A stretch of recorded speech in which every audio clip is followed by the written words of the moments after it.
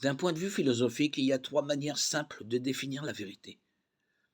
La vérité est ce qui correspond à la réalité.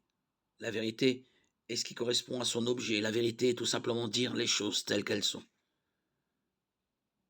D'abord, la vérité correspond à la réalité, à ce qui est. Elle correspond aussi à la nature, c'est-à-dire a un objet et est connue par son référent. Par exemple, un enseignant devant sa classe peut dire: «La seule sortie de cette salle est à ma droite», mais pour la classe qui lui fait face, la porte est à leur gauche.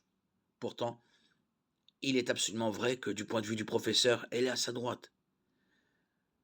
La vérité correspond aussi à son objet. Même s'il est absolument vrai que telle personne a besoin de tant de milligrammes de tel médicament, telle autre personne a peut-être besoin d'une autre quantité du même médicament pour obtenir le même effet. Ce n'est pas un exemple de vérité relative, mais cela montre que la vérité correspond à son objet. Il serait erroné et potentiellement dangereux qu'un médecin donne à son patient la mauvaise quantité de médicaments ou un médicament inadapté à sa maladie.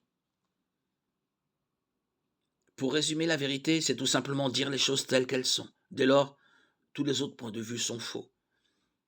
Distinguer la vérité de l'erreur est un principe fondateur de la philosophie, comme l'a observé Thomas d'Aquin. Le rôle du philosophe est de faire des distinctions.